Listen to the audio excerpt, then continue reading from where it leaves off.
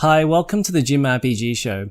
Gigabyte made a post today on their Twitter page about the RTX 3080 Xtreme, and they took a photo with a whole bunch of cards and looks like they've got a bunch of them ready. So I think it's a good time to have a look at the information on their website and just take a look at some of the features of the card and also the Aorus Master, which is a pretty similar card as well. So if you like this video, make sure to click the like button and also to subscribe to this channel for more videos like this. So this is the tweet here, and it says RTX 3080 Xtreme is on the way, and they took a photo with a whole bunch of cards. I guess they're trying to say that they have made some. And some of the replies are pretty funny. He writes, "This your entire stock, I take it." And MTM writes, "X cards, minus for reviewers, minus for streamers, minus for other marketing friends equals a very slow drip of cards." So stock issues aside, I want to say that the Xtreme looks very similar to the Master card. So I'm almost certain to bet that these two are using basically the same cooler and almost the same PCB, and really the only difference is like how much they overclock to and also the power delivery on these cards. So we're going to take a look at the Xtreme card and the Master card together, and that's because I think both cards are very similar and they're really only separated by the clock frequency and the Xtreme boosts to a higher clock, and also I think there's a different power delivery on the Xtreme card.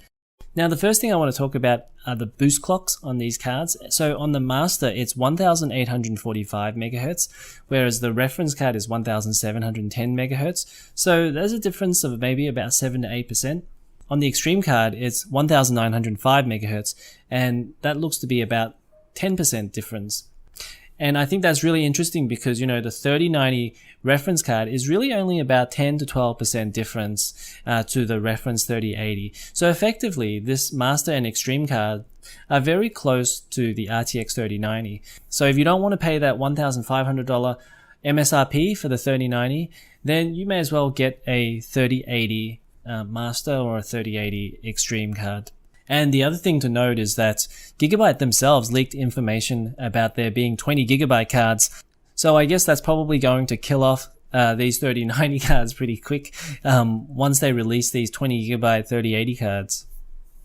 Now, staying on this specifications page, one really important thing to note is that this card size has a height of 70 millimeters. So that seems to me that's going to be a pretty tall slot. There were rumors already that this was going to be a 3.5 slot card. I'm not able to measure that right now, but I think 70 mils is pretty close to like about 3.5 slots.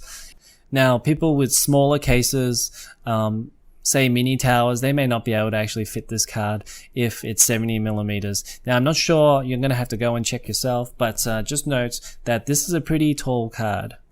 Now the next thing I want to point out is that the Xtreme has 3 8-pin power connectors, whereas the Master only has 2 8-pin power connectors. And what that's really saying is that the Xtreme is more for people who want to overclock their cards, whereas the Master are people that kind of just want to leave it on the factory clock settings. So one thing that's pretty cool on the Aorus Xtreme and the Aorus Master is that they have 3 display ports and 3 HDMI ports on the back of the card. And the HDMI ports are 2.1 and the display ports are 1.4A. I think that's pretty cool for people who want to use TVs for their triple monitor displays. The Asus ROG Strix only has 2 HDMI ports and 3 display ports. So I think this has one-upped the ROG Strix in that area. So here are some other features of the card, and this applies to both the Master and the Xtreme. And there's a middle fan here that spins in the opposite direction, which reduces the turbulence of the fans. There's an LCD edge view on this card, and you can customize it with an image or a GIF. It has a dual BIOS and is set up to have a silent mode, which will provide a quieter experience, and the default mode, it says here, is the overclocked mode, so for maximum performance. I think this one is a really cool feature. It has lights for each of the 3 power connector ports, so if it's experiencing any power supply abnormality, then it will light up and tell you something is wrong. Now, if you're wondering about prices, Newegg has a price on the Aorus Master, and it says here that it's $850. Now, it doesn't actually say Master on this card, but it has the boost clock of 1845 MHz, which is what the master is. So I'm assuming that the extreme version of this card will probably be about $50 more. So I guess that will probably be $899. Now how that compares to the Asus Strix, that's pretty much the same price as this card. So that card is also $850 on Newegg. And I think if you're looking at the 20 gigabyte version of these cards, well, then you can probably add maybe like another $200 on top of these cards. So you're looking at over $1,000 for these cards. Okay, to summarize, I think these are two pretty cool cards, the Aorus Master and the Aorus Xtreme. I think you should look at the Aorus Master if you're not looking to overclock it too much, but you still want a top-end card. So this one will probably get you another 8% in performance in terms of the boost clock anyway. And then I think if you're looking at overclocking, or you're looking at, say, getting the Asus ROG Strix, I think the Aorus Xtreme is a pretty interesting alternative. It has 3 display ports, 3 HDMI ports. So if you need more HDMI ports, then you should consider getting the Aorus Xtreme.